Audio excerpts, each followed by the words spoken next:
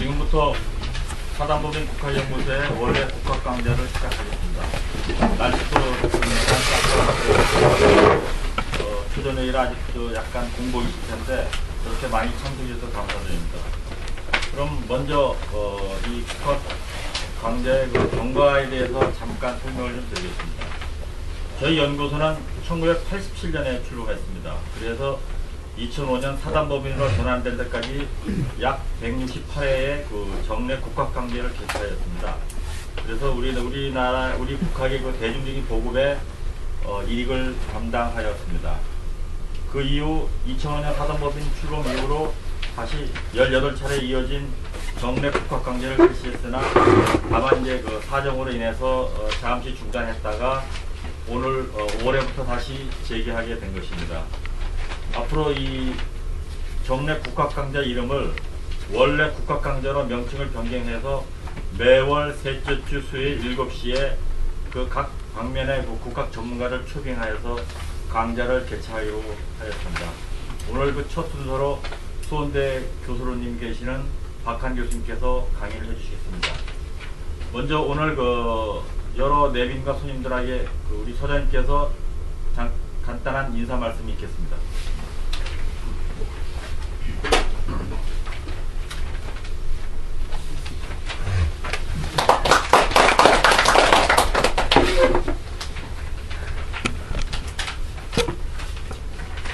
우리가 2009년이 되면서 가장 마음이 급했던 것은 우리 선배들이 중강을 시작한 지 올해가 100년이 되는 때인데 중강을 시작했을 때의 세계사적인 위기가 지금 100년이 지난 우리 민족사에 있어서 또 동일한 그런 그 국제 환경이 되고 있는데 사실은 이제 연구소가 이루어져서 지금까지 이렇게 많은 학문 연구를 해왔지만은 일반적으로 이름은 있으나 정말 거기서 뭘 하는지 또 적지 않은 사람들이 우리가 이 분야에서 공부를 하지만은 서로가 흩어져 가지고 그 일을 하기 때문에 결코 모일 수 있는 그런 기회가 없지 않았는가. 흔히들 얘기하기를 접시에 담겨진 물은 흰빛밖에 보이지 않지만은 그 물이 모였을 때는 푸른 빛을 만들어내듯이 정말 이제 우리가 연구의 내용을 서로 나누는 흔히 얘기하는 소통이라고 하는 학문에 있어서의 중요한 이런 것을 이제 맹렬하게 시작해야 되지 않겠나. 그리고 또 모든 것은 연구에서부터, 그러니까 우리가 국학은 물론 운동이기도 하지만은 이제 그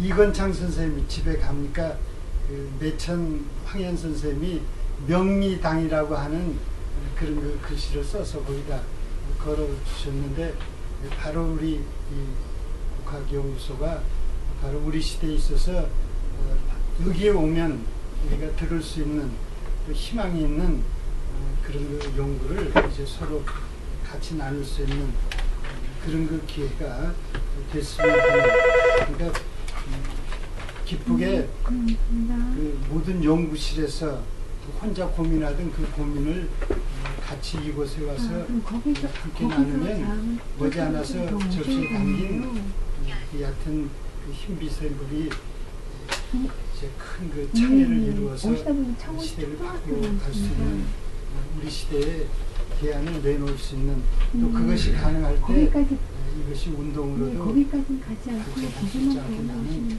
그런 생각을 갖고 있습니다. 여러 가지로 부족하지만 우리가 같이 힘을 모아서 한번 또 2009년 중강 100년에 다시 한번 학문을 시작하는 그런 모임이 됐으면 합니다. 고맙습니다.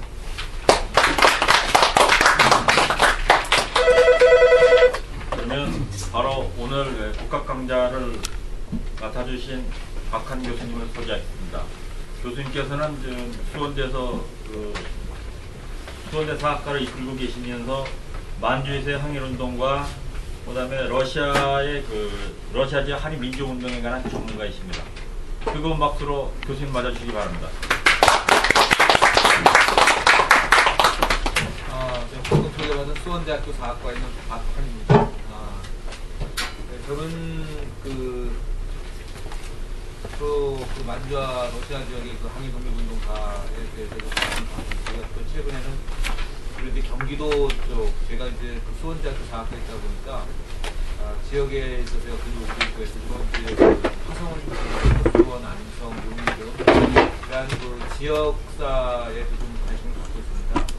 근데 사실 오늘 저한테 2월과 3월에 두 번에 걸쳐서 이제 만주 지역의 항일 독립운동에 관해서 이렇게 좀 부탁을 하셨습니다. 근데 여러 선생님들 너무 잘 아시는 것과 같이 여기 서길 교수님께서 원래 만주 전공자이실 뿐만 아니라 제가 대학원 다닐 때 선생님 찾아뵙고서 많이 배웠습니다. 그래서 이 선생님 앞에서 제가 오히려 만주 쪽을 좀 말씀을 올리게 돼서 상당히 개인적으로 좀 사실 좀 굉장히 좀 송구하고요. 그리고 또 이게 또 굉장히 좀 어려운 자리가 아닌가 그런 생각이 듭니다. 그리고 또 제가 이렇게 계획서를 보니까 또 저가 2월, 3월 한 다음에 또 서경 선생님이 아마 강의하시는 걸로 돼 있더라고요. 그래서 저는 이제 오늘 그래서 제 개인적인 생각에 2월 달에는 이제 만주에 대한 전반적인 좀 개관하고 만주 지역의 기존에 어떤 연구들이 이루어졌는가에 관해서 오늘 좀 말씀을 드리고 3월 달에 이제 만주 지역의 항일 독립운동에 대해서 이제 좀 개관적으로 이렇게 좀 말씀을 드리면 좋지 않겠나 생각했습니다. 그러면 만주 지역에서의 대종교인들의 독립운동이라든가 이런 단군과 관련된 부분이라든가 이런 거는 아무래도 이제 서 선생님이 교수님께서 만주 지역에 관해서 이제 말씀을 하시면서 만주 지역과 대종교의 상호 관계라든가 이런 부분에 관해서 좀 더 심도 있게 아마 강의를 해주실 것으로 이렇게 짐작이 됩니다. 그래서 저 나름대로 이렇게 조금 차별화가 뭔가 있어야 되겠다. 그래서 이제 제가 강의하는 부분이 만주 지역 부분과 관련해서 기초, 하나의 토대가 되는 그러한 어떤 역할 정도가 되지 않겠나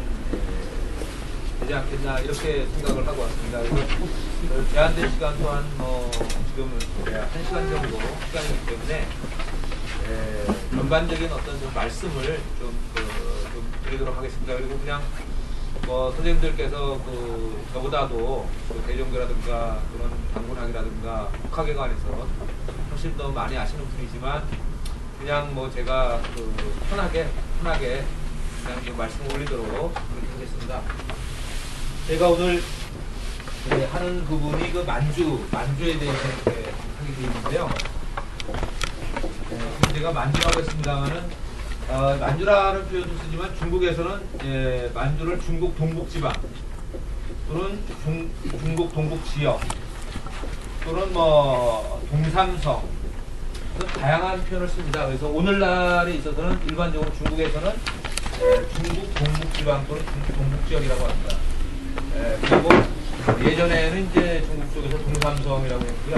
오늘날 한국에서는 이제 중국 동북지방이라는 이야기도 많이 하지만 대체적으로 이제 만주라는 표현을 많이 쓰고 있습니다. 그래서 아마 국학연구소에서도 저한테 처음 이야기할 때 이제 만주 쪽을 해달라. 이제 만주 쪽으로 이야기했는데요. 제가 너무 그림을 못 그려서 그냥 이게 한반도면은 이쪽에 이제 중국에서는 이쪽 만주를 관외 그리고 이걸 관내라고 하고 있거든요. 그래서 여기 아시는 것처럼 산해관이 있지 않습니까? 산해관에서 산해관 바깥을 관외, 안쪽을 관내 지방이라고 이렇게 표현하고 있고요. 그래서 이 관내 지역이 우리가 이야기하는 이제 만주 지역. 그리고 중국의 북경에서 관점에서 보면 이쪽이 중국의 동북 쪽이기 때문에 중국 동북지방 또는 중국 동북지역이라고 이렇게 표현하고 있고요. 그리고 여기 예전에 중국의 행정구역으로는 압록강 건너가 압록강 건너가 이제 요령성이 있고요. 두만강 건너 쪽에 이제 길림성이 있고, 그 다음에 그 북쪽에 이제 흑룡강성이 있습니다. 그래서 이제 요령성, 길림성, 흑룡강성 그래서 이제 세 개의 성이 있는데, 그래서 북경 쪽에서 바라볼 때 동쪽에 3개의 성이 있다. 라고 해서 이제 동삼성. 이라고 이제 일반적으로 이제 표현을 했습니다. 그래서 만주는 또 다른 표현으로는 중국 동북지방 또는 중국 동북지역 또는 동삼성 또는 관해지역 뭐 이런 여러 가지 그 표현으로 사용된다라고 이렇게 말씀드릴 수가 있겠습니다. 그리고 이제 그 저희가 이제 만주를 하게 되면 이 만주에 대한 어떤 그 이 도시라든가 지역에 대한 그런 그 교통로라고 그럴까요? 이런 부분에 대한 이해가 기본적으로 좀 필요합니다. 그래서 그런 부분을 잠깐 좀 이렇게 좀 그냥 말씀을 드리면, 이쪽이 이제 압록강 쪽이고 이쪽이 이제 두만강 쪽이면요. 두만강 쪽이라고 하면 압록강 쪽에 여기 이제 신의주가 있지 않습니까? 신의주로 해서 압록강 건너자마자가 지금 현재 행정 지명으로는 단동입니다. 단동인데 과거에는 여기를 안동이라고 했습니다. 편안한 안자, 동력동자, 동쪽을 편안하게 한다. 즉 중국적에서는 동쪽을 이렇게 그 진압한다는 뜻입니다. 그래서 이제 그 이쪽에 두만강 건너 이쪽에 러시아의 블라디보스톡이 있지 않습니까? 블라디보스톡이 있는데요. 보스톡이라는 말이 러시안 말로는 동쪽이라는 뜻입니다. 블라디라는 것이 그 지배한다, 점령한다. 중국식으로 말하면 편안하게 한다. 그래서 사실은 블라디보스톡을 한자로 쓰면은 안동입니다. 안동. 따라서 그 블라디보스톡도 중국이 러시아가 한반도라든가 이쪽을 점령한다, 지배하겠다는 강한 어떤 침략 의사를 표현한 것이거든요. 마찬가지로 이 안동이라는 표현도 중국 쪽에서 이 조선을 침략하겠다는 그러한 사실은 그 표현이 안동이 되겠습니다. 그래서 북측에서 북한 쪽에서 그 중국에 항의를 해서 지명이 단동으로 바뀐 겁니다. 안동에서 단동으로. 그래서 바로 신의주는 이제 그 경의선, 그 서울에서 평양을 거쳐서 과거에는 중심 도시가 그 압록강 근처가 의주입니다. 의주였는데 경의선이 신의주 쪽으로 기차가 가면서 새로운 도시가 만들어졌습니다. 기차와 관련해서. 그래서 신의주입니다. 새로운 의주. 그러면서 여기 이제 압록강 철교가 이제 생긴 거죠. 그러면서 새롭게 만들어진 도시가 바로 신의주입니다. 그래서 조선시대 때는 임진왜란 때 임금님께서 의주로 파천을 가셨지만, 그 다음에 이제 그때는 의주가 굉장히 중요했지만, 일본 사람들이 이 철도를 놓으면서 결국은 신의주라는 새로운 도시가 등장을 하게 되고, 바로 연결되는 데가 단동입니다. 단동에서 이렇게 기차 타고 올라가면 여기 심양이고요. 심양이고, 이쪽에서 올라가면 장춘이고요. 장춘에서 올라가면 이게 하얼빈입니다. 하얼빈에서 올라가면은 시차하얼이고요. 시차하얼에서 올라가면 만주리. 여기서 올라가면은 바로 러시아의 치타입니다. 치타타운에가 바이칼 호수가 있는 이르쿠츠크입니다. 이런 식으로 기본적으로 이제 연결이 됩니다. 그리고 심양이라는 데는 옛날에는 여기를 봉천이라고 했습니다. 그래서 흔히들 봉천 부르면은 과거에는 많이 이야기를 하는데 거기가 바로 심양이 되겠습니다. 그래서 단동, 심양, 장춘, 하얼빈, 치치하얼, 만주리, 치타, 이르쿠츠크 이런 식으로 이제 연결이 되고 있고요. 그 다음에 이제 이게 이쪽으로 이렇게 연결이 되는데 하얼빈에서 이쪽에 뭐가 있냐면 목단강이 있습니다. 목단강이 있고 여기가 이제 수구나라는 데가 있습니다. 그 다음에 여기가 우스리스크라는 데가 있고요. 그 다음에 여기가 바로 블라디보스톡입니다. 그래서 이 수구나를 경계로 해서 이쪽이 러시아고요. 여기가 이제 중국 동북지방이 됩니다. 그래서 이 심양이라든가 봉천, 여기는 이 봉천 심양이라는 데는 바로 그 요령성의 행정의 중심지가 됩니다. 그 다음에 이제 장춘이라는 데인데 옛날에는 여기를 세신자에서 서울경제에서 신경이라고 했습니다. 장춘이라는 데는 이제 그 신경이라고 해서 1931년 9.18 만주사변이 일어나고, 그 다음에 이제 32년에 그 괴뢰 만주국을 만들게 됩니다. 그 만주국의 수도가 바로 세신자 경제 신경이라고 그러고 옛날 이름은 중심이 장춘입니다. 그 그 다음에 여기서 올라가면은 바로 하얼빈이 되고요. 하얼빈 가기 전에 여기에 채가구라는 데가 있습니다. 이 채가구 여기 원래 안중근 의거 때 안중근이 이등방문을 처단한 데는 하얼빈이지만 원래는 이제 채가구에서 처단하기 위해서 조도선이라든가 우덕순이라든가 안중근 의사가 여기를 왔다가 우덕순과 조도선은 여기 남아있다가 체포가 되고 안의사가 여기서 의거를 한 것입니다. 그 다음에 이제 그 이쪽 지역, 이 치차오라고 만주리 이쪽 지역이 바로 흑룡강성 지역인데요. 흑룡강성에서 가장 대표적인 도시가 이 하얼빈하고 치차오입니다. 이 중간에 중국의 동북지방에 유명한 대경 유전이 있습니다. 대경. 예, 유전이 큰 유전이 있습니다. 대경 유전이라고. 치차오에 못 미쳐서 이게 있고요. 그 다음에 이제 만주리에서 러시아 치타 이런 식으로 연결이 됩니다.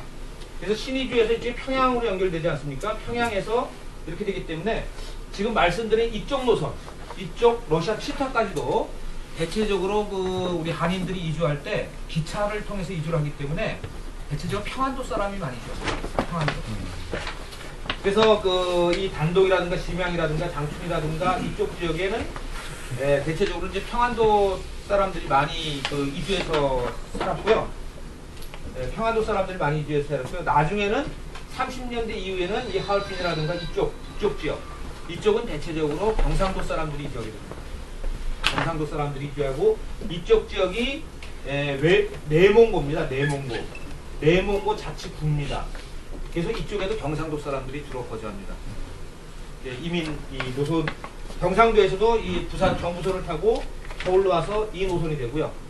그 다음에 이제 러시아의 치타에도 춘원 이강수라고 있지 않습니까? 춘원 이강수가 평안도 사람인데 그 평안도 사람들이 또 러시아의 이 치타 지역에서 많이 독립운동을 합니다. 1910년대 대한민국민의 시베리아 지방총회라는 게 만들어지는데 이 기차 노선하고 연관이 있습니다. 평안도 사람들이 이 노선으로 그 평양에서 신의주로 해서 이 치타 쪽으로 가고요. 이르크츠크는 우리나라 그 화해파 공산당이라고 그래가지고 이르크츠크가 공산당이 있습니다. 그래서 그쪽이 그 연결되는 데가 바로 이 이르크츠크입니다. 이렇게 기본적으로 노선이 연결되고요. 이게 이제 기차 노선이 되고 이 기차 노선이 심양에서 이게 바로 어디로 빠지냐면 북경으로 빠집니다. 그리고 북경으로 빠지고 이 기차 노선이 바로 어디로 연결이 되냐면은 이르크츠크로 연결이 됩니다. 이쪽이 넘어가면은 만리장성이 있고요. 만리장성을 넘어가면은 외몽고입니다. 외몽고의 수도는 울란바토르입니다. 울란바토르에서 산을 넘어가면 바로 이르크츠크입니다. 기차가 이렇게 연결이 됩니다. 그래서 예전 사람들은 지금 남북이 분단이 되어 있는 것이 아니기 때문에 종횡무진 이렇게 기차를 타고 다녔습니다. 바로 이분들의 그 이동로입니다. 이게. 그 다음에는 지금 하얼빈에서 제가 목단강 수구나 이쪽을 연결시켜서 말씀드렸는데요. 블라디보스톡에서 안중근 의사가 기차를 탔습니다. 그래서 우스리스크를 거쳐서 수구나 북경을 지나서 목단강을 지나서 하얼빈에 가서 이등방문을 처단하는 겁니다. 바로 단일 기차 노선입니다. 이쪽에 안중근 의사가 크라스키노라는 데가 있는데요. 이쪽 블라디보스톡 근처가 되겠습니다만 한 30시간 정도 차로 이동하면 됩니다. 여기서 안중근 의사가 손가락 자른 거 단지 동맹 여기서 있습니다. 그리고 블라디보스톡에서 권총을 받고 바로 하얼빈으로 이렇게 이동을 하게 됩니다. 그래서 예전 분들의 그 어떤 활동 거점이 대체적으로 이렇게 연결이 되고요. 그 다음에 심양에서 장춘 심양에서 기차가 어디로 연결이 되냐면 이게 대련으로 연결이 됩니다. 대련. 그 다음에 이쪽에 바로 여순이 있습니다. 여순 대련 이렇게 연결이 됩니다. 그래서 안중근 의사 같은 경우는 하얼빈에서 체포돼서 장춘 심양을 거쳐서 대련 여순 감옥에서 처하게 되는 겁니다. 그리고 대련에는 이쪽에는 일제가 유명한 그 남만주 철도 주식회사. 그래서 이제 그 완전히 만주라든가 러시아 쪽을 그 공략하기 위해서 모든 연구를 한 기관이 남만주 철도 주식회사입니다. 그래서 여기가 이제 대련이고요. 대련에서 그랬고 대련은 과거에는 처음에는 또 러시아의 조차지였기 때문에 대련에는 러시아식 건물이 많이 남아 있습니다. 1904년 5년에 러일 전쟁 때 일본한테 러시아가 이제 패했고, 그래서 패했는데 그래서 러시아 대련에 가면은 러시아 거리라든가 또는 러일 전쟁과 관련된 그러한 러시아의 어떤 유물 유적들이 굉장히 좀 많이 남아 있습니다. 그리고 또 대련은 대표적인 일본이 그 위에 계속 오랫동안 지배했던 곳이기 때문에 일본식 건물이 또 많이 남아 있는 데고요. 이 대련이. 있습니다. 그리고 여기 하얼빈 또 러시아 조차지였기 때문에 그 러시아하고 러시아 거리도 있고요. 성소피아 사원이라든가 러시아식 건물들이 아직도 굉장히 이쪽에 많이 남아 있습니다. 그리고 하얼빈은 지금 또 블라디보스톡에서 바로 국제 열차가 다니기 때문에 하얼빈은 지금 또 러시아적인 요소가 굉장히 많이 남아 있는 곳이다라고 말씀드릴 수 있습니다. 그 다음에 이제 가장 조금 제가 좀 크게 조금 말씀을 드렸고요. 조금 북간도 지역 이쪽 지금 이걸 하다 보니까 북간도 지역을 좀 말씀 못 드렸는데, 압록강 건너를 일반적으로 서간도라고 그러고요. 두만강 건너 지역을 이제 북간도라고 이렇게 표현합니다. 북간도라고 하는데, 두만강 건너 지역에는 이제 이게 이제 러시아가 되겠습니다. 러시아 쪽이 되겠고요. 이쪽에 가장 가까이는 왕청현이라고 있습니다. 이쪽에 훈춘이라는 데가 있고, 훈춘현이 있고요. 그 다음에 이쪽에 이제 왕청이라는 데가 있고요. 그 다음에는 이쪽에 이제 활용, 그 다음에 이쪽에 이제 연길현, 그 다음에 이제 여기가 안도현이 있고요. 그 다음에 이쪽에 이제 도나라는 데가 있습니다. 도나현이 있습니다. 그래서 이제 이쪽에 두만강이 되겠고요. 두만강이 되겠고, 이쪽에 안도 쪽에 뭐가 있냐면 큰 산이 있는데 이게 백두산입니다. 백두산이 됩니다. 6개 지역이 바로 연변 조선족 자치주입니다. 행정 단위로는 여기는 길림성입니다. 길림성 지역. 이쪽은 요녕성, 여기는 길림성, 북쪽은 흑룡강성, 이런 식으로 되어 있습니다. 그래서 연변 조선족 자치주인데, 여기서 행정의 중심지는 지금 영길입니다. 그리고 지금 한국 비행기와 중국 비행기가 하루에 2회 영길로 직항이 있습니다. 근데 지금 전세기이기 때문에 가격이 왕복 한 80만원, 70에서 80만원 정도 됩니다. 그러니까 굉장히 항공료가 좀 비싼. 그래도 하루에 2번씩 뜹니다. 그 정도로 이제 영길 쪽하고 조선 쪽하고 우리하고 유대 관계가 깊다라고 이렇게 좀 말씀을 드릴 수가 있고요. 여기서 특징은 이제 훈춘 지역 같은 경우는 상당히 중국적이면서도 러시아와 밀접한 관련을 맡고 있는 대표적인 도시가 이제 훈춘이라는 데고요. 그다음 활용이라는 데는 이제 멀리 어떻게 보면 백두산이 보이는, 백두산하고 가까운 지역인데요. 바로 이 활용현의 청파호라는 데 대종교 총본사가 처음에 바로 이 백두산에서 멀지 않은 활용현 청파호에 있었습니다. 그리고 지금 잘 아시는 바와 같이 대종교 삼종사, 나철 대종사를 비롯해서 서일, 그다음 김교본, 이런 분들이 전부 다 활용 청파호에 묻혀 계십니다.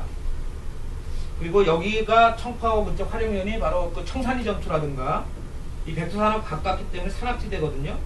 청산리 전투가 일어났던 적도 바로 활용현 청산리입니다. 이쪽 지역이고요. 안도현에는 이게 지금 현재 백두산이 있는 지역이고요. 그다음 왕청 지역이 굉장히 숲이 많이 우거져 있습니다. 그래서 북로군정서라든가, 북로군정서는 대부분 대종교인으로 구성된 단체입니다. 그래서 산이 우거져 있고 러시아하고 국경지대이기 때문에 러시아에서 많은 무기를 이쪽으로 갖고 올 수 있었고요. 숲이 우거져 있기 때문에 일본인들의 어떤 공격을 어느 정도 방어할 수 있기 때문에 여기에 북로군정서, 대종교 계통의 사관학교라든가 이런 것들이 거의 다 이쪽에 있었습니다. 물론 사관학교가 백두산 너머에 이쪽 서간도 쪽에도 흥업단이라는 단체, 무송연이라고 있는데요. 무송연. 이쪽 지역에도 역시 흥업단이라는 대종교 단체가 있었습니다. 그래서 주로 이제 대종교 관련 단체들은 산이 우거지고 숲이 많은 그러한 지역에 대체적으로 사관학교라든가 또 부대 조직이라든가 이런 것들을 전체적으로 갖고 있었습니다. 그래서 바로 왕청현의 대종교 계통의 어떤 본부, 무장 세력은 이쪽에 있었고, 활용현 쪽에는 종교 계통이 이쪽에 있었다라고 이렇게 말씀드릴 수 있습니다. 지금 또 여기는 아직도 임업지구입니다. 중국에서 대표적인 산이 많고 나무가 쭉쭉 뻗어 있기 때문에 바로 이쪽 지역이 되겠고요. 그 다음에는 이제 여기 도나라는 지역이 있는데, 여기는 과거에 발해가 있었던 지역입니다. 도나. 그리고 이 도나에서 이쪽으로 가면 영안현인데요. 흑룡강성이 되겠습니다만은 이쪽에 또 발해가 있었던 지역입니다. 발해가 있었던 지역이고요. 그래서 1920년에 청산리 전투가 있은 다음에 대종교 계통이 피신을 하게 됩니다. 중소 국경지대로. 피신한 데가 어디냐면은 바로 중소 국경지대 밀산현이라는 데입니다. 밀산현이라는 건 빽빽할 밀자에다가 매산자입니다. 숲이 빽빽하게 우겨진 그런 쪽으로 피신을 했습니다. 그 일본인들의 그 추격을 피했어요. 근데 지금은 밀사년은 거의 평지처럼 되어 있습니다. 산이 거의 없습니다. 그러니까 산은 있지만 숲이 우거져 있지 않습니다. 빽빽할 밀자 매산자인데 왜 그러냐면 이제 중국과 소련의 국경지대이기 때문에 다 이게 나무를 베어서 그 시야를 확보하기 위해서 지금은 이제 그렇게 안 돼 있습니다. 그 다음에 이제 대종교가 화령면 이쪽에 있다가 밀산으로 이동했다가 그 다음에 영안현 쪽으로 이동을 하게 됩니다. 영안현에 그 발해진이라고 있습니다. 이쪽으로 이동을 이제 하게 되는 것이죠. 이 영안에서 발해진인데 이쪽에 발해 성토라든가 절토라든가 또 동모산 대조영이 그 발해를 건국했던 동모산이라든가 이쪽에 다 있습니다. 이쪽 지역은 100% 거의 방한한 대평원입니다. 그리고 대종교의 윤세복 선생님 같은 경우도 바로 이 영안현 이쪽에서 이제 그 총군사를 두고 이쪽에서 활동을 하셨고요. 여기서 이제 가까운 데가 아까 말씀드린 영안에서 좀 더 가면 어디가 나오냐면 목단강이 나옵니다. 목단강 옆에가 바로 액하입니다. 지금 아마 지명이 천령화로 바뀌었을 겁니다. 그래서 이 액하 감옥에서 이모교변 때 많은 분들이 돌아가셨습니다. 그래서 만주에서 대종교 거점은 두만강 건너에 화령현 청산리하고 가까운 청파호, 그 다음에 중소 국경지대인 밀산, 그 다음에 이제 그 여기서 밀산에서 바로 서일 대종사께서도 여기서 이렇게 수국하셨습니다. 그 다음에 이제 영안현에 그 발해 성터가 있는 우리 과거에 우리 그 발해 유적지가 있는 그 발해진 이쪽에 청군사가 있다가 나중에 이제 그 액하 쪽에서 많은 분들이 돌아가시고 해방 후에 윤세복 선생님이나 여러분들께서 이제 황국을 하신 것이죠. 그래서 이런 그 만주 지역과 관련해서는 기본적으로 이런 지역에 대한 어떤 그 교통로라든가 지리적인 감각이라든가 이런 것들이 조금 있어야 이렇게 그 좀 이렇게 설명을 들으실 때 굉장히 그 편하실 수 있습니다. 그래서 사실은 이제 그래서 이제 또 만주 지역과 같은 경우는 이제 그 뭐 답사라든가 이런 부분이 굉장히 좀 중요한 부분이겠습니다. 제가 오늘 잠깐 보여드리려고 갖고 왔습니다만은 제가 이제 만주 지역의 단인 유적 답사기라고 해서 이렇게 뭐 책을 하나 냈습니다. 그래서 이쪽에 이제 그 올 컬러로 한 560페이지 가까이 되는데요. 여기에 이제 그 예컨대 이제 대종교 3종사 분들의 그 묘역 또 이런 식으로 그 사진에 전체적으로 그 또 그 밀산 지역이라든가 전체적으로 좀 실어놨습니다. 그래서 그리고 이제 일부러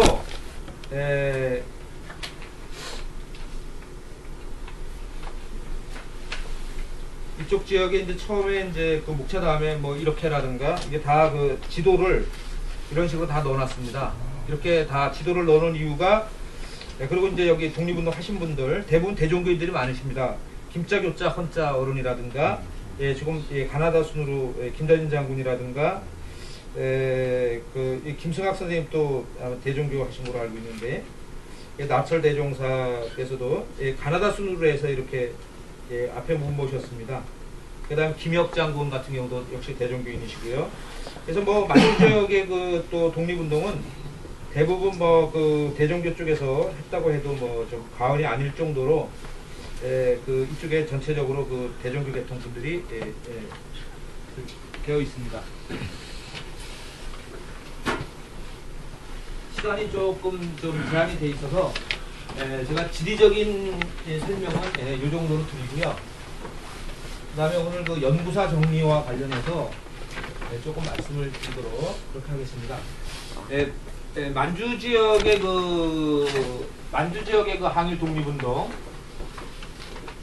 독립운동은요, 대체적으로 우리나라에서 독립운동사는 1960년대에 들어와서 비로소 이제 조금 연구가 됐다라고 이렇게 말씀을 드릴 수가 있습니다. 1950년대, 60년대는 뭐 너무나 잘 아시는 바와 같이 1945년 해방이 되고 48년에 대한민국이 건국이 됐습니다. 근데 1950년에부터 53년까지 전쟁이 있었습니다. 전쟁의 와중에서 무슨 뭐 그 역사를 연구한다든가 이런 것들은 사실은 그 굉장히 좀 그 어려운 그 처지였고요. 그래서 이제 1960년대도 뭐 또 들어오니까 뭐 저기 너무나 잘 아시는 바와 같이 4.19 또 5.16 군사국대타가 있었고 뭐 이런 식으로 하면서 또 격동의 세월이었죠. 그래서 이제 그 이후에 그때 이제 약간 격동의 세월 속에서도 그래도 이제 그 몇몇 생존 지사들께서 나름대로 이제 어떤 기록들을 이렇게 좀 남기시려고 하셨던 것 같습니다. 그래서 예컨대 대표적으로 이제 그 만주 지역의 그 유명한 독립운동 단체 가운데서 임시정부 개혁에서 이제 김승학 선생님이라는 분이 계신데, 그분이 이제 한국 독립자라든가 이런 걸 좀 이렇게 그 남기신 게 있으시고요. 그 다음에 그 대전교 개통에서는 그 이현익 선생님은 몇 년도에 남기신 거죠? 그분도 60년대가 있죠. 60년대 말쯤 되니까. 예. 그래서 이제 그때 생전에 계셨죠. 예예. 입자 현자 입자 그분께서 이제 또 그 대전교의 그 독립운동에 관해서 이렇게 이제 필사로 이렇게 남기시고, 그리고는 그 독립운동 하신 분들이 별로 그 뭐를 남기시지 못했습니다.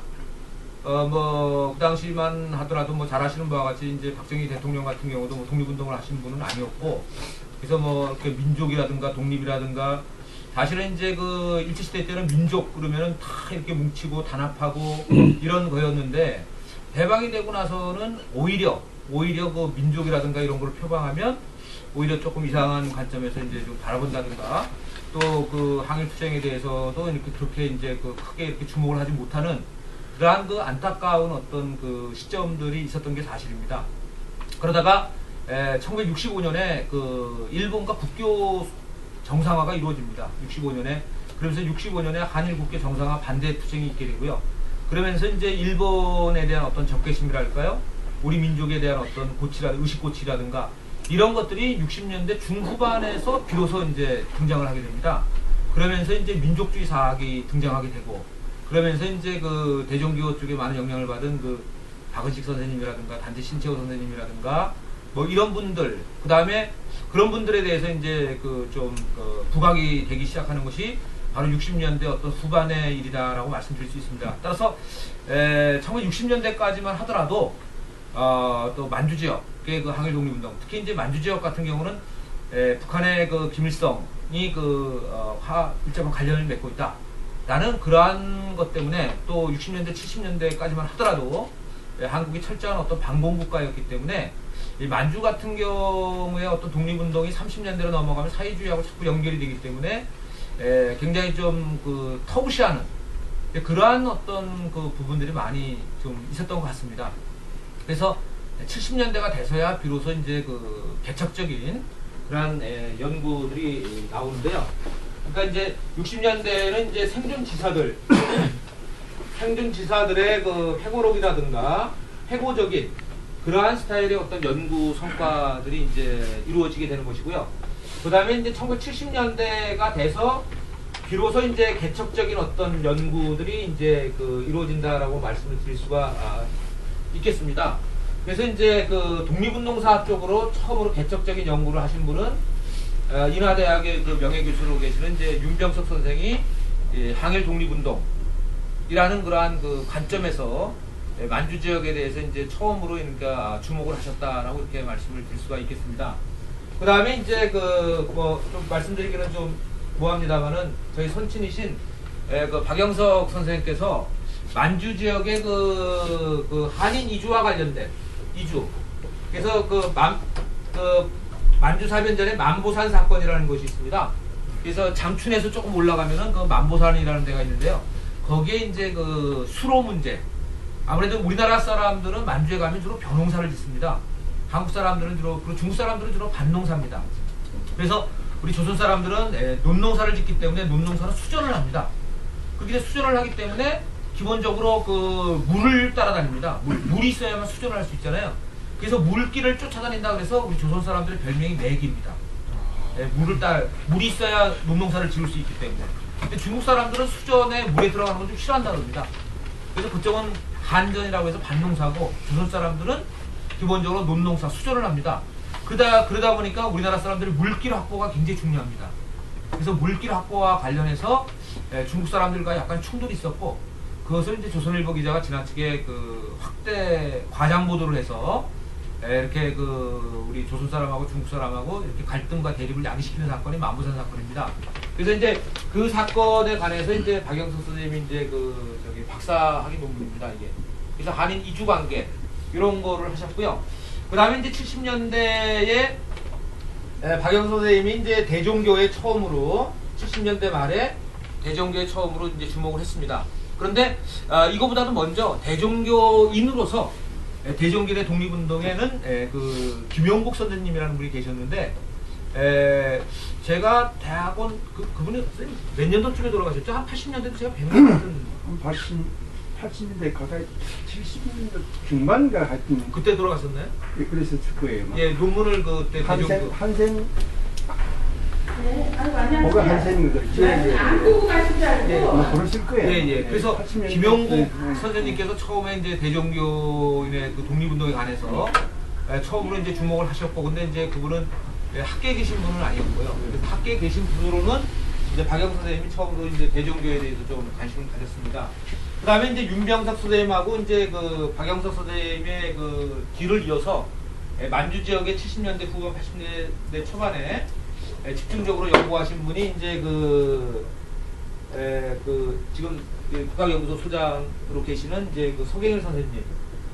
그 다음에 이제 또 청경화 선생님이라고 부천대학의 그 교수로 계시는 청경화 선생님이라고 계십니다. 그래서 만주 지역에 주로 교육 관계를 하셨고, 서경일 선생님께서 그 만주 지역의 그 기독교에 관해서 집중적으로 이제 연구를 하시면서 특히 이제 그 명동촌 문익환 목사라든가 윤동주의 그 고향인 그 명동촌이라든가 이 그 만주 지역 전체 기독교에 대해서 아주 집중적인 분석을 하셨습니다. 그래서 만주 지역의 그 항일 독립운동과 관련해서 1세대라고 하면 일단 윤병석 선생님하고 박영석 선생님이 하셨고요.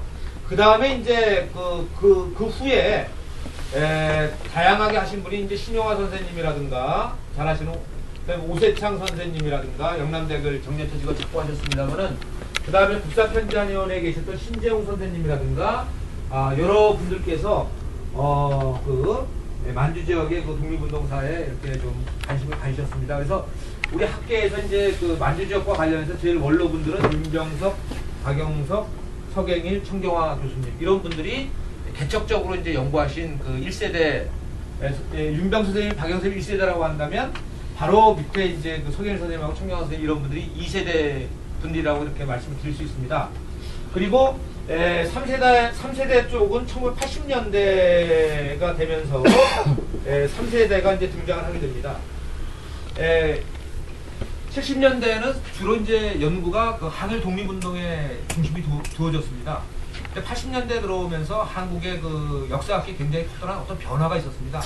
아시는 바와 같이 1980년에 1979년 10월 26일 날 박정희 대통령이 서거하고 1980년에 그 5.18 광주 민주화 운동이 있지 않습니까? 그러면서 이제 대체적으로 그 연구 성과들이 민중을 강조하고 그 다음에 사회주의를 강조하고 노동자를 강조하는 그 다음에 반미라든가 그죠? 대체적으로 이런 쪽의 어떤 분위기가 상당히 그 많았습니다. 80년대 들어오면서 그러면서 이제 80년대 들어오면서 이제 만주 지역에 대한 어떤 기존 연구도 70년대 연구는 만주 지역의 그 독립운동사 가운데서도 대체적으로 우파라고 할 수 있는 우익계통 그 다음에는 이민사 이런 걸 주로 연구했습니다. 근데 80년대 들어와서는 대체적으로 그 사회주의 운동, 민중, 노동자, 농민, 공산주의 운동 이런 쪽에 주로 관심을 갖게 되고 특히는 1930년대 김일성의 항일무장투쟁이라든가 이런 쪽에 관해서 만주 지역과 관련해서 주로 연구가 진보적인 어떤 그러한 사람들에 의해서 이루어졌습니다. 80년대. 그런 가운데 만주 지역은 또 오히려 80년대 이후에 또 그 만주 지역에 대한 그 민족주의 계통에 대한 연구도 새로운 어떤 세대들에 의해서 또 많이 또 이루어지게 됩니다. 그래서 80년대에 들어와서 저라든가 그 다음에는 그 지금 동북아 역사에 전단에 있는 장세훈 선생이라든가 또는 독립기념관에 있었던 최영국 선생이라든가 또는 지금 숭실대학 교수로 있는 황민호 교수라든가 이런 사람들이 이제 연구를 하게 되고요. 그 다음에 이제 일본사라든가 중국사 쪽에서 지금 연세대학교 교수로 있는 임성모 교수라든가 그 다음에 지금 한경대학 교수로 있는 윤희탁 교수라든가 이런 사람들이 이제 그 연구에 동참을 하게 됩니다. 이제 연구를 이제 80년대 이제 시작을 해서 90년대에 대체적으로 이제 박사학위를 받게 되고 이러한 그룹들이 대체적으로 이제 이러한 그룹들이다라고 이렇게 말씀을 드릴 수 있습니다. 그러면서 그런 가운데서 1990년대에 한국과 중국이 국교가 수교가 됩니다. 그러면서 만주를 직접 이제 현장 답사를 하게 됩니다. 90년대 초에 만주를 현장 답사를 하게 되고, 그 다음에 중국의 자료를 중국 당한이라고 그럽니다. 당한 자료라고 합니다. 중국 당한 자료를 슬슬 볼 수 있게 됩니다. 그 다음에 중국 학자들과의 어떤 그 교류도 있게 됩니다. 중국 학자들, 특히 이제 중국의 우리 조선족 학자들과의 어떤 교류도 이제 그 활발하게 이루어진다라고 말씀드릴 수 있습니다. 그래서 조선족 학자의 1세대는 연변대학의 박창욱 선생이라든가 최홍빈 선생 등 이런 분들이 계시고요. 이분들의 제자가 김춘선 선생, 김태국 선생, 그 다음에 유병호 선생 등 뭐 이런 사람들이 그 지금 연변 쪽에서 2세대로서 중국 지역에서 만주 지역의 어떤 그 역사를 이끌고 나가고 있다라고 말씀을 드릴 수가 있겠습니다. 그 외에도 뭐 최봉룡이라든가 뭐 여러 이제 사람들이 있습니다만은 또 뭐 손춘일 선생이라든가, 손춘일 선생은 주로 이제 이민사 관계를 하게 되는데요. 그래서 이제 이 연변 쪽의 사람들이 한국에 와서 박사학위를 받고 갑니다. 그래서 이제 공산당 쪽으로는 이제 그 윤병석 선생님이 주로 이제 그 만주를 많이 하셨기 때문에 인하대학에서 이제 김성호 선생이라는 분이 민생당 사건 이런 거로 박사를 받고 가고요. 그다음에 국민대학에서 조동걸 선생 밑에서 김춘선 선생이라든가 김태국 선생 이런 사람들이 박사를 받고 연변대학 쪽에 가서 주로 활동을 하게 되고요. 그래서 연변대학은 대체적으로 국민대의 식민지 비슷한 그런 식으로 뭐 표현이 됐습니다. 이런 식으로 돼 있고, 그다음에 유병호 교수는 중앙대학에서 공부를 했거든요. 그렇기 때문에 연변 가서 발을 못 붙이고 그 대련 쪽으로 가고요. 그래서 오히려 연변 쪽에 가봤자 자리는 그 교수도 티오가 있어야 들어가는 거 아닙니까? 그러니까 국민대 출신이 딱 차지하고 있기 때문에 이 친구들은 지금 이제 중국이 그 한국학이 발전하기 시작하거든요.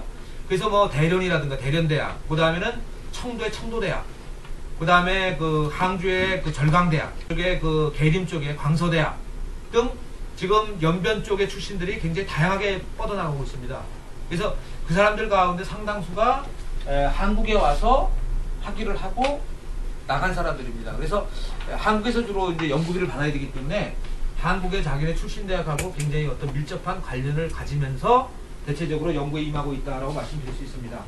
그래서 이제 90년대는 만주 지역에 이제 현장 답사를 이제 많이 하게 되니까, 그래서 여기 계신 이제 성혜인 교수님께서도 또 만주 지역에 관한 그 중국 동북 지역의 그 역사를 서술하시는 가운데 또 답사 부분을 또 집필을 하셨습니다. 그래서 답사기들이 이제 이 현장 답사도 많이 하고 또 중국 당한 자료도 또 많이 나오고, 그러면서 90년대 이후에 그 지금 저도 1991년에 박사를 받았습니다만 만주로 장세윤, 최영국, 아까 황민호, 그 다음에 그 유미탁, 그 다음에 윤성모 등 여러 사람들이 이제 만주 쪽으로 이제 학위를 받고 만주 지역에 관한 그런 연구를 하고 있습니다. 저는 이제 1991년에 만주로 박사를 받은 이후에는 저는 주로 그동안 러시아를 했습니다. 왜냐하면 만주 쪽을 이렇게 하다 보니까 만주의 독립군들이 전부 다 러시아 쪽으로 자꾸 이동을 하거든요. 밀산으로 해서 러시아로 갔다가 들어오고 왔다 갔다 하더라고요. 근데 그래서 만주를 보다 좀 잘 알려면은 러시아를 좀 알아야 되겠다. 그래서 이제 그동안 제가 러시아 쪽을 좀 공부했고요. 그 다음에는 이제 사실은 중국에 당한 자료들이 중국에 자료가 많이 있는데 이 당시에 연변이나 이쪽 학자들이 저희한테 자료를 안 보여줬습니다. 그리고 한 장 보여주는데 뭐 이거 중요한 거 하나 딱 보여주고 그 다음에 10만원 내라 100만원 내라 뭐 이런 식으로 이제 좀 뭐 그런 것들이 좀 있었고요. 그래서 이제 뭐 이렇게 자료를 이렇게 좀, 근데 학자가 그 자료를 안 보고 논문 쓴다는 건 사람이 사실은 좀 마음이 좀 뾰족하지 않습니까? 그래서 이제 조금 더 세월이 흐른 다음에 만주 쪽을 하는 게 좋겠다. 그래서 이제 제가 러시아 쪽으로 갔다가 최근에는 이제 다시 이제 만주 쪽으로 지금 제가 준비들을 작업들을 하고 있습니다. 제가 생각할 때는, 그리고 이제 2000년대 들어와서는 특히 이제 1990년대 이후 2000년대 들어오면서 오히려 그 만주 지역을 연구하는 사람들이 줄어들었습니다. 예컨대 제가 만주로 박사를 받았는데 러시아 쪽으로 갔고요. 그 다음에 최영국이라는 독립기념관의 연구원은 공부를 손을 놨고요. 그래서 이제 그 만주 쪽을 또 하지 않고요. 그리고 황민호 교수 정도 하고 그 밑에 지금 40대 후반 50대 초반 밑에서 만주를 하는 사람이 없습니다. 만주 쪽을 연구하는 사람이 없고요. 그리고 또 뭐 윤희탁 선생이나 임성모 선생은 원래 일본사이기 때문에 또 그 무슨 뭐 만주국 시절에 그 협파회라든가 친일관계나 좀 하는 그런 쪽이고요. 그래서 오히려 그 지금 강단에서 대학에 있는 사람들 가운데 오히려 지금 현재는 만주 쪽 하는 분들이 별로 없는 실정입니다. 그리고 오히려 김동환 선생님을 중심으로 해서 이 국학연구소가 2000년대, 1990년대 후반 2000년대 들어서 그래도 만주 쪽이라든가 이런 쪽에 제일 관심을 갖고 열성적으로 하시면서 오히려 중심적인 역할을 하는, 그래서 한국 독립운동사 대계라고 있습니다. 그게 그 정부에서 독립기념하고 국가보훈처에서 60권을 만들거든요. 근데 그 부분의 대종교 부분을 김동환 선생님이 아마 집필하신 거 제가 그렇게 알고 있습니다. 그래서 그쪽에 이렇게 만주 쪽을 오히려 지금 현재는 오히려 맥이 좀 끊어지는, 그래서 특히 만주 그러면은 아무래도 현장 답사도 좀 갔다 와야 되지 않습니까? 그러니까 일단은 뭐가 됩니까? 돈이 듭니다. 그러니까 그리고 또 이렇게 뭐 제가 뭐 화룡인 청파가 어떻고 밀산이 어떻고 영안이 어떻고 뭐 말씀드리는데, 그래도 하얼빈이 어쩌고 치치하고 어쩌고 이렇게 좀 가보면 이렇게 생동감 있게 자료도 보이고 논문도 쓸 수 있는데 사실은 좀 그렇지가 못하지 않습니까? 대부분의 사람들이. 그러니까 저희 때만 하더라도 20대 후반, 20대 중후반에 대학 교수가 됐습니다. 저도 29살에 대학 교수가 됐습니다. 만으로 27살이에요. 근데 그 당시에는 그런 분위기였습니다. 지금 40대 후반 돼야 교수가 달동날동합니다. 그러니까 이게 안정적으로 이게 안 되니까 또 공부하는 어떻게 뭐 베이스가 또 안 되고요. 그러다 보니까 만주 지역에라든가 이런 또 러시아라든가 해외 쪽 부분이 연구자의 어떤 맥이 거의 끊어져 버리는 지금 어떤 그러한 상황이다라고 이렇게 말씀을 드릴 수가 있겠습니다. 그리고 만주 지역 같은 경우는 어떤 해외입니다. 그렇기 때문에 많은 우리 동포들이 뭔가 국내에서 가난하고 못 살고 어려웠기 때문에 이상 사회를 꿈꿉니다. 그래서 많은 사람들이 지역 단위로도 이주를 합니다. 마을 단위로 이주해서 만주에 만약에 함경도에 갑산촌이 있었다. 그럼 만주에도 갑산촌이 있습니다. 그 동네 사람들이 가서 그 동네 뭐 이런 식으로 많이 이동을 했었습니다. 지연적인 측면이죠, 그죠? 그 다음에 이제 종교 쪽도 많이 그렇습니다. 그러니까 해외이지 않습니까? 만주로 가서 같은 신앙을 믿는 사람들끼리 모여 삽니다. 대종교인은 대종교인대로, 기독교인은 기독교인대로, 천도교인은 천도교인대로, 그 다음에 천주교인은 천주교인대로 이렇습니다. 근데 가장 많이 이주한 집단이 일반적으로 그냥 아무 신앙도 갖지 않는 유교적인 그런 분들이 많이 계시고요. 그 다음에 이제 기독교 대종교인들이 많으셨던 것 같습니다. 그리고 만주 지역의 항일 독립운동은 대체적으로 대종교와 기독교와 대종교 쪽에서 중심적인 역할을 하면서 활동을 했다라고 말씀드릴 수 있습니다. 그래서 만주 지역의 항일 독립운동은 1910년대, 20년대는 주로 대종교인들이 상당히 주도적으로 했다라고 이렇게 말씀드릴 수 있고, 특히 무장 투쟁 부분에 있어서 그런 부분이 상당히 강하다라고 이렇게 말씀드릴 수 있습니다. 그런데 이제 기독교 관계는 성경일 선생님에 의해서 집중적으로 사실 연구가 됐고요. 그리고 이제 대종교 계통은 이제 처음에 이제 저희 선친께서 관심을 가지셨습니다. 관심을 가진 계기는 뭐 사실은 이제 지금 대종교의 김교원 선생님의 후손이신 김반경 선생님하고 저희 아버님하고 군대 같은 내부반 동기십니다. 그래서 이제 그런 인연으로 해서 이렇게 관심을 처음에 갖게 되셨고, 그래서 이제 또 대종교 쪽이 이렇게 아버님도 이제 처음에는 그걸 잘 모르셨다가 말씀을 듣고 하다 보니까 이게 진짜 이게 대단하구나. 그래서 이제 그때 많은 이렇게 좀 연구를 하셨던 것 같습니다. 그래서 만주 지역은 기본적으로 청산리 전투, 봉오동 전투, 뭐 대전자량 전투 이런 그 독립군 전투사 중심으로 많이 연구가 됐고요. 그리고 이 중에 이제 청산리와 봉오동 전투는 특히 청산리 전투는 대종교인들이 아주 집중적인 중요한 역할을 많이 했습니다. 그 다음에 이제 둘째는 종교인들의 어떤 독립운동에 관해서 지금 기독교라든가 대종교, 최근에는 이제 천주교인들의 그 독립운동이 좀 연구가 됐고요. 그 다음에는 이제 그 이민사, 독립운동 단체에 대한 연구라든가 독립운동가들에 대한 연구가 좀 있었고요. 그 다음에는 이제 이민사 관계가 조금 되고 있고요. 그리고는 뭐 그 정도 지금 연구가 있습니다. 그 다음에 이제 1930년대 그 사회주의 운동 이쪽은 이제 그 정치학 쪽에서 많이 했습니다. 그리고 역사학 쪽에서는 크게 왜냐면 그게 이제 북한 정권하고 이어지는 부분이기 때문에 통일부 장관을 했던 이종석 씨 또는 성균관대학에서 박사를 신주백 선생 뭐 이런 사람들이 주로 사회주의라든가 또 김일성 관계라든가 이런 북한하고 연결시켜서 대체적으로 이제 그런 부분에 대한 연구가 있었다라고 말씀드릴 수가 있겠습니다.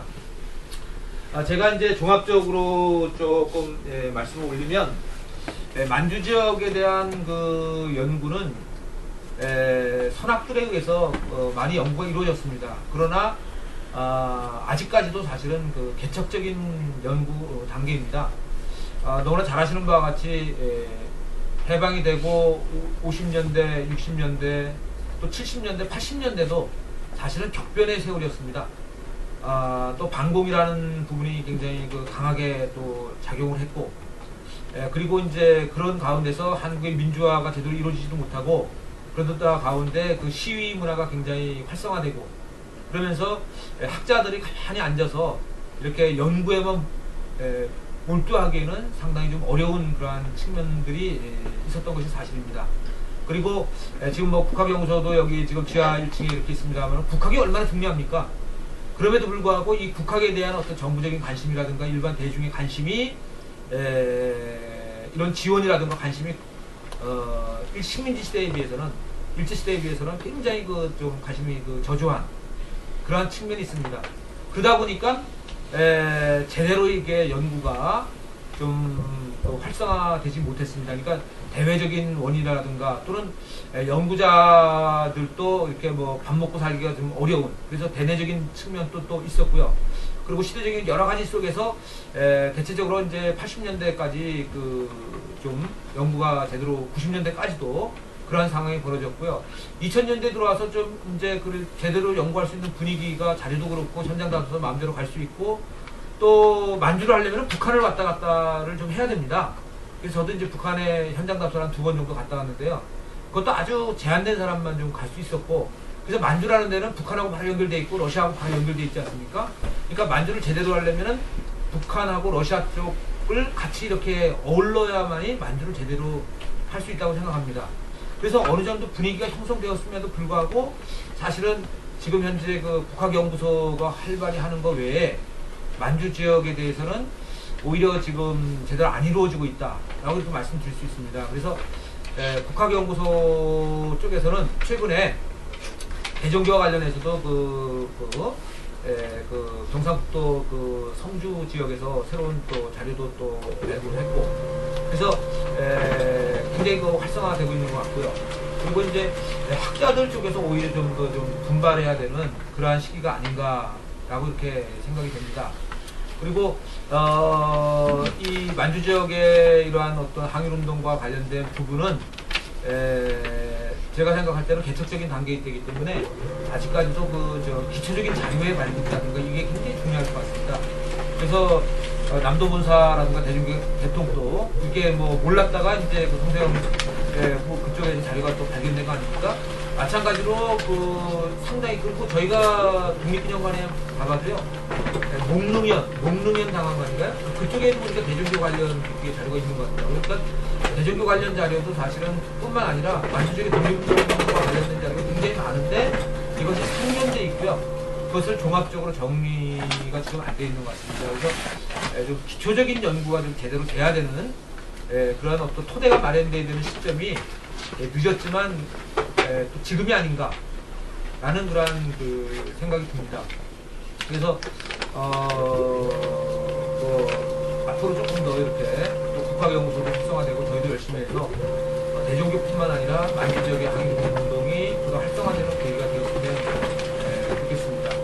제가 지금까지 좀 간단하게 좀 말씀드렸고요. 혹시 뭐 제가 자꾸 오랫동안 이야기하는 것보다 혹시 궁금한 점 있으시면 좀 제가 질문을 받도록 하겠습니다. 그리고 제가 답변을 좀 해드리는 거고 이런 게 더 좀 좋지 않을까 생각합니다. 혹시 뭐 궁금하신 점이나 이런 게 있으시면 한중 선생이 그 기차 출발을 갔다 왔으니까 예? 철도 타고 기차를 갔잖아요. 걸로 가지고 갔는데 그때 그 철도 그 주체 회사가 남만주 철도 주체 회사니까 소련선을 뭡니까? 그 소련입니다. 그러니까 그게 기차가요. 예, 남만주 철도라는 거는 그 장춘에서 아까 그 장춘 있지 않습니까? 예, 예. 장춘에서 대련까지가 남만주 철도고요. 아, 그 다음에 지금 지금 이게 그 러시아의 이르크츠크에서 치타로에서 이게 하얼빈으로 해가지고요. 이게 이제 목단강, 수부나 블라디보스토크 이쪽이 옛날에는 중동철도라 그랬어요. 중동철도요. 중동철도 또는 무슨 철도죠, 네? 예, 동청철도. 예, 동청철도라고 했습니다. 그래서 지금 또요, 이쪽에 가면은, 예, 그, 목단강 쪽이나 이쪽에, 또 여기 이제 또 뭐, 여기 또 저기 석도하자역도 있는데요. 여기에 가면 해림역도 있고 뭐 역들이 있는데, 건물 역사가요, 다 러시아식 건물입니다. 네, 저도 이제 들은 예. 말이 있는데 어릴 때 예, 예. 우리 외삼촌들이 서울에서 기차 타가지고 예. 철도 그러니까 패스가지고 하얼빈이나 공천 가서 뭘 사왔다고요? 그렇죠. 근데 막바로 갑니다. 근데 예. 그때 그 종착역이 어딘지 서울역에서 출발하는 그 경선을 통해서 가는데 어디까지 갔는지 난 어디까지 그게 끝난 가냐면은, 기록도 예, 없고 이게 어디까지 어디까지 가냐면요. 여기서 이렇게 12년 되면은 서울에서 타잖아요. 예. 그러면 이제 그 신의주 저기 통과해서. 신의주, 평양, 신의주, 단동, 단동. 그다음에 만나는 데가 이제 심양입니다. 아, 심양. 심양에서 봉천. 봉천인데 봉천에서 봉천. 계속 올라가면 응. 예, 하얼빈으로 해서 네. 러시아까지 가버립니다. 그게. 근데 그게 막바로 어디까지 거기다가 러시아의 치타까지 교체가 올라가고요. 되겠다. 1번 차가 거기까지 못 갈 거 아니에요? 아니, 일본 아니. 기차가. 일본 기차가 이제 거기까지 그게 궁금해. 1번 시대. 근데 시대에 따라서 다릅니다. 아, 그래요? 왜냐면은 일본이 예. 예, 처음에는 장춘까지인데 예, 예. 그렇기 때문에 여기서 올라가서 심양에서 북경으로 이렇게 기차를 갈아탈 수 있고요. 심양에서 남만주 철도는 장춘까지입니다. 장춘까지고 이 위쪽은 하얼빈부터 이쪽은 중동철도 러시아 관할입니다. 러시아가 관할하고요. 근데 이제 만주국이 만들어진 다음에는 32년 이후에는 이쪽도 저 하얼빈이고 전부 다 일본 땅이거든요. 그러니까 기차를 타면 이 하얼빈으로 해서 러시아의 치타로 가는데 치타에 가서 기차를 바꿔타야 됩니다. 왜냐면 예, 철도의 그 철계 있잖아요. 예, 폭이 다릅니다. 그러니까 우리나라도 지금 그 표준계잖아요. 예, 근데 그 러시아는 관계입니다. 아, 더 넓어요? 넓어요. 아. 그러니까 이 기차를 네, 갈아타는 건 치타에서 바꿔탑니다. 아. 그리고 이제 우리가 이 원산 있잖아요. 예, 예. 원산 쪽으로 가서 두만강을 갑니다. 예. 두만강을 바로 건너면 러시아의 핫산입니다. 핫산이고 이게 우스리스크로 기차가 올라가게 되면 우스리스크에서 그 하바롭스크로 올라가는데요. 두만강 건너자마자 두만강 철기 지나면 핫산인데 이 핫산에서 또 철계가 이렇게 넓어집니다. 아, 관계입니다. 이거 소련. 예. 예. 거기서 또 그렇기 때문에 거기에 김정일 초대소, 과거에는 김일성 초대소가 있었습니다. 그러니까 아. 무조건 여기서 예, 갈아타야 됩니다. 갈아타야 됩니다. 초대소가 이쁘게 잘 졌습니다. 한번 가봤습니다. 예, 그러니까 예, 갈아타야 됩니다. 그러니까 예전에는 이제 수학여행을요, 그 부산에서 이렇게 기차 타고 서울에서도 기차 타고 수학여행을 대체적으로 심양으로 예. 해서 북경까지 기차를 그 국제선이 그게 있습니다. 부산에서 그 북경까지 가는 그 기차가 있습니다. 국제선. 우리 그 한국에서, 조선에서. 그러니까 어떻게 보면은 그 오늘날보다도 그 식민지 시대, 일제 시대 때 살았던 우리 조선인들이 더 행동 반경이 넓었다라는 아, 넓었죠. 당연히 넓었죠. 그러니까 이분들 기차 타면 북경으로 가서 그쪽으로 해서 이제 그 이르크츠크로 갈 수 있고요. 거기서 기차가 어디까지 가면 모스크바 가서요. 모스크바에서 기차를 갈아타면은 모스크바에서 계속 올라가면 레닌그라드 쪽으로 해서요. 북유럽으로 갑니다. 그 다음에 모스크바에서 어디로 가냐면은 독일의 프랑크푸르트에서 파리로 갑니다. 파리로 가서 영국으로 갑니다. 론던에서 미국으로 갑니다. 원래 그렇게 돼 있습니다. 예, 예, 예. 그러니까 도산 안창호 선생님도 그렇고 그 미국에 가는 사람들이요. 배 타고 가는 경우도 있지만 기차 타면 시베리아 횡단철도로 해서 그 저기 영국까지 가서 영국에서 배 타고 미국으로 이렇게 가는 기본적인 노선입니다. 그러니까 북하고 남과 북이 이게 지금 분단돼 있다는 거, 이것이 지금 그 굉장히 그 좀 뭐 여러 가지 측면에서 근데 이제 북한은 전력이 굉장히 좀 안 좋은 것 같습니다. 그러니까 이제 그 또 철도 현대화 문제라든가 여러 가지 이제 복합적으로 좀 얽혀 있는 것 같습니다. 예, 혹시 뭐 다른 분? 예. 그 박성수 교수님 같은 분은 이 보천보 예, 예. 김일성 장군의 정원 절대 이건 거짓말이다 예, 이렇게 예. 얘기를 하고 북에 제가 보천보 거기 또 압록강에서 이렇게 가봤더니 거기서 또 절대 진리다 예. 뭐 이렇게 했는데 그 뭐 우리가 어릴 때 공부하기로는 원래 나이 많은 김일성 있었고 지금 현재 김일성 있었는데 그 보천보 전투는 어떤 게 진실입니까? 글쎄요, 제가 그 사이비계통 그쪽을 안 해서 잘 모르겠습니다, 정확하게. 근데 일반적으로는 그 북에서 이야기하는 그 보천보 전투가 있었다라고 이야기하고요. 다만 이제 북에서 이야기하는 것처럼 그렇게 대단한 적은 아니었다. 그런 식으로 학계에서는 일반적으로 통용이 됩니다. 이게 이제 김일성 장군의 그 승전 저거냐 아니면 예, 예. 딴 사람의 승전 근데 학계에서 어떤 일반적으로 절대로 거짓말이라고 그러는데 북의 그 지도자였던 주석이었던 김일성이 그 보천보 전투의 그 김일성으로 일반적으로 학계에서는 그렇게 그 보고 있습니다. 일반적으로 그렇게 보고 있고요. 그리고 그러나 이제 그 전과 문제라든가 이런 부분과 관련해서는 우리 학계에서는 그 좀 견해를 좀 달리 하고 있는 것을 이렇게 알고 있습니다. 그리고 북측에서는 남과 북이 공식 명칭이 우리는 남측 북측입니다. 그래서 북측에서는 그 보천보 저도 보천보 혁명 사적지 다 가봤습니다. 그 보천보 혁명 그 박물관도 가봤고 현장도 다 가봤습니다만은 제가 딱 그 부분을 연구하는 사람이 아니기 때문에 근데 학계에서는 그렇게 보고 있습니다. 그러니까 북은 또 나름대로 또 자기네 정통성 확립이라든가 이런 걸 위해서는 또 뭐 강조를 해야 되겠죠. 뭐 그런 부분인 것 같습니다. 요번에 3.1운동 관련해서 학술회가 있는데요. 유관순에 대한 발표가 있더라고요. 27일인가인데요.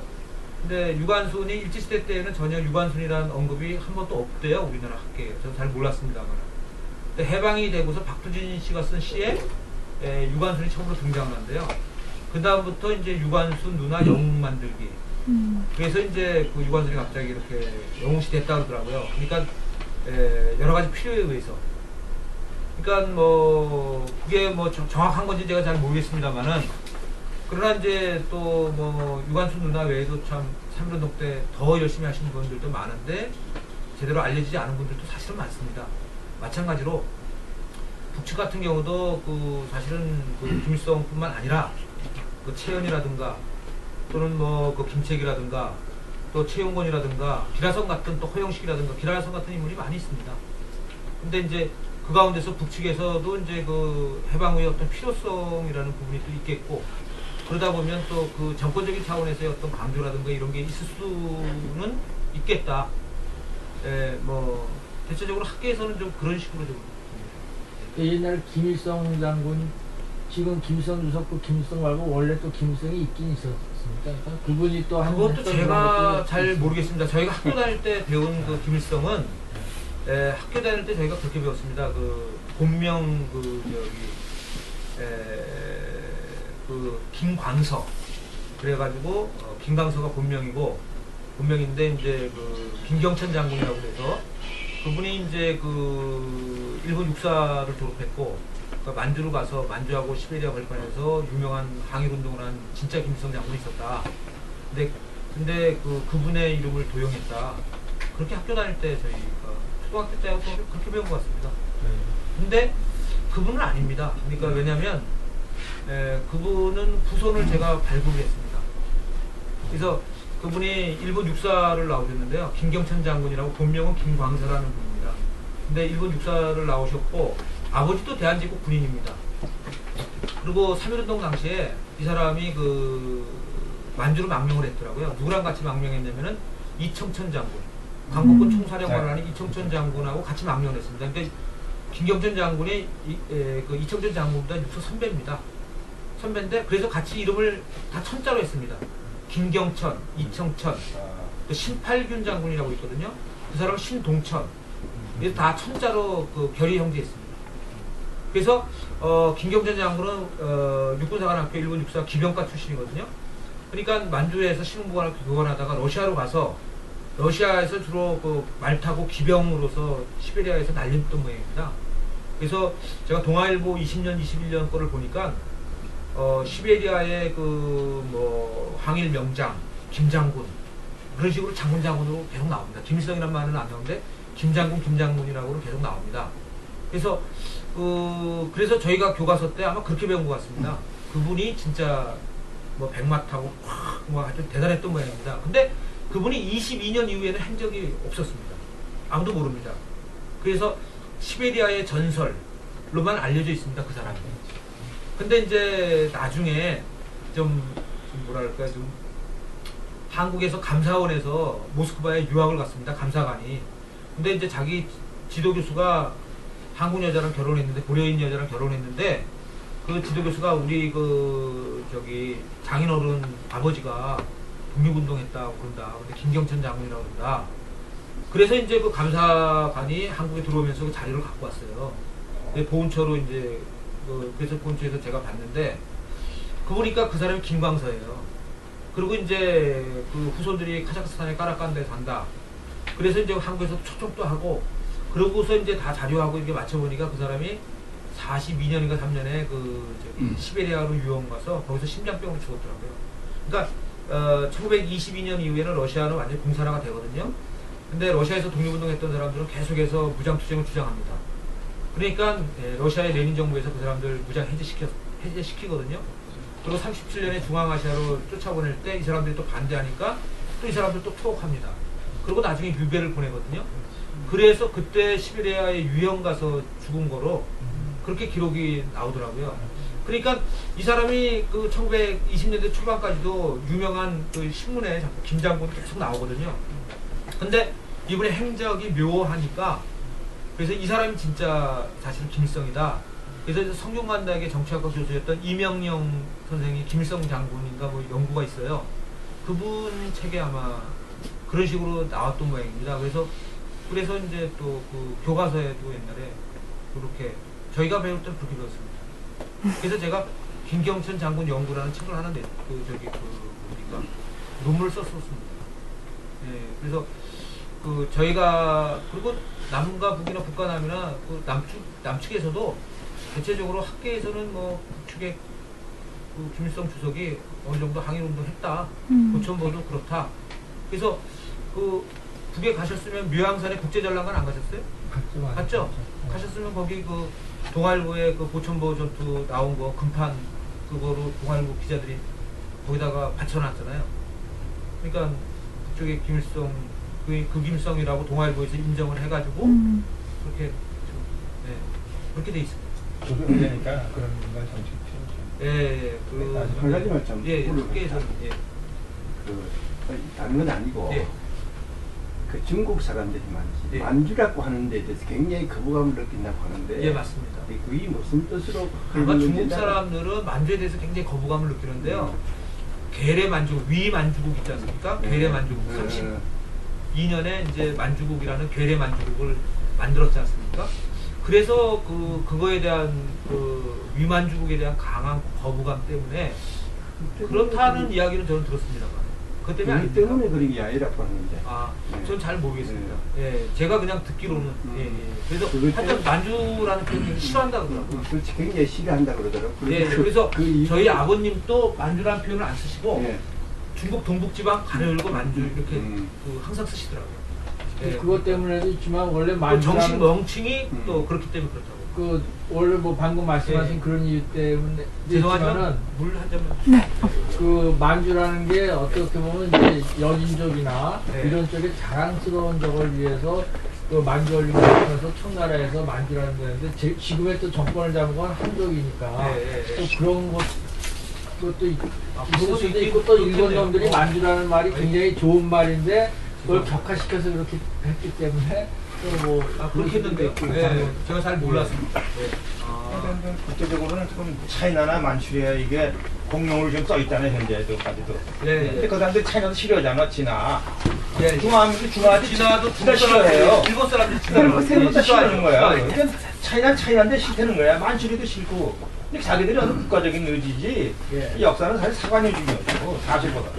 내가 어떤 각도로 보느냐가 중요한지 내가 저 반공사관이냐 정말 저 뭐 침공사관이냐 여기서 갈림증이 와요. 난 그렇게 생각합니다. 네, 그렇습니다. 네, 그걸 무시하고 자꾸 사실 찍고 사실이 증명이 될 게 없죠. 아무것도. 따지고. 차이나의 진도 동이족의 역사고 네. 만주도 동이족의 역사니까 네, 그건 뭐 사관이. 혹시 뭐 다른 분?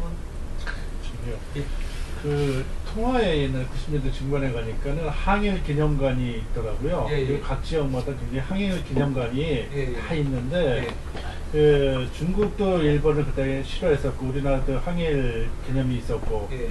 근데 이제 그러다 보면 80년대는 이해가 되겠는데 교류가 국제적인 정화를 했어요. 근데 90년대, 2000년대는 지금 교류가 좀 문화적으로 학술적으로 잘 되고 있는지 아니면 안 되면은 어떤 이유로 되냐? 예, 중국과 한국 어떤 그 항일 문화적인 교류라든가 그런 것들이 잘 되고 있는지 궁금해서요. 통화 쪽에 그 항일 운동 기념관이 있는지는 잘 모르겠습니다. 제가 못 가봤고요. 통화에. 근데 그게 있군요. 통화에는 지역마다 이제, 그 항일 기념관이 다 있더라고요. 조그마한 것들이 있는 거예요. 예, 근데 그거는 굉장히, 그리고 통화라는 데가 예전에는 이제 유아연, 통화연 여기가 신흥무관학교도 있었고 통화연 한야의 신흥무관학교가 있었거든요. 그래서 이제 굉장히 사실은 그 독립운동이 활발했던 지역인데 그 통화 지역이 그 나중에는 그쪽에 그 대단히 그 저기 그 농장들이 있었거든요. 일본 사람들이 이렇게 좀 관리하는. 그래서 이제 그쪽 지역이 그 나중에는 조금 이렇게 사람들이 친일 쪽으로 많이 보는 그러한 지역이 이제 통화가 되는. 통화는 이제 만주에서도 중국에서도 대표적으로 포도주가 유명합니다.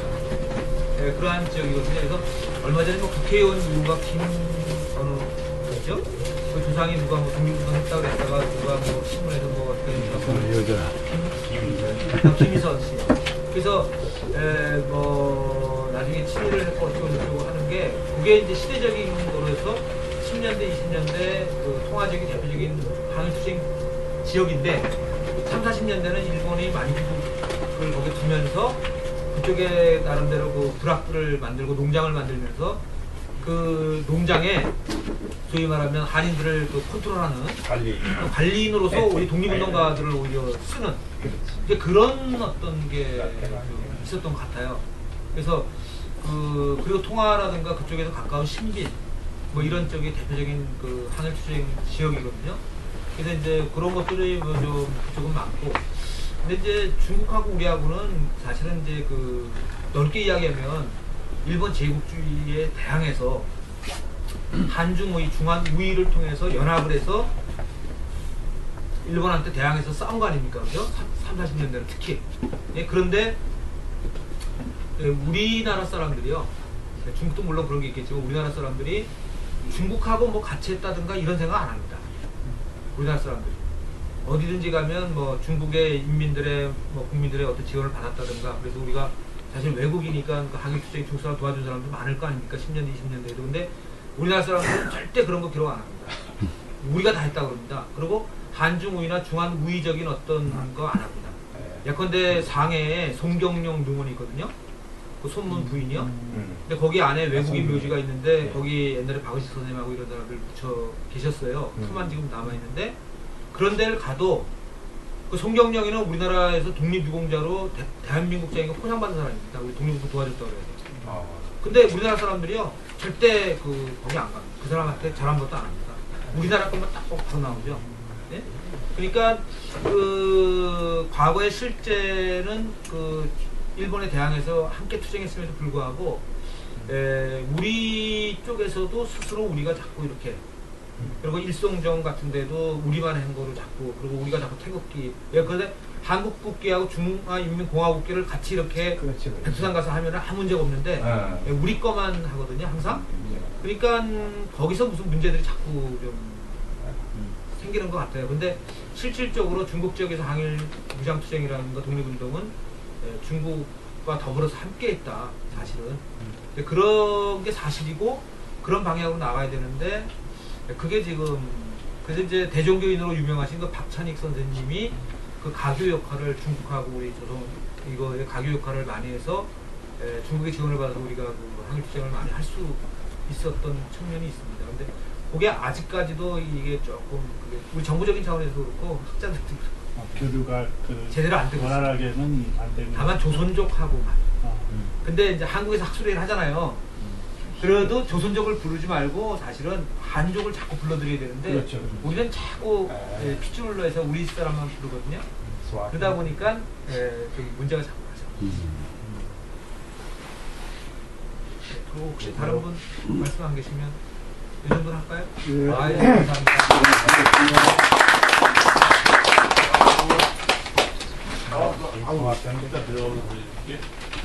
그리고 저희도 내일 한다는 수고해 주신 우리 교수님께 다시 한번 뜨거운 박수 부탁드리겠습니다. 오늘의 그 열강을 이어서 3월 달에도 교수님께서 이어서 후속편을 강의하시겠습니다. 그래서 3월 18일 날 오후 7시에 여기 이 장소에서 하기로 되어 있으니까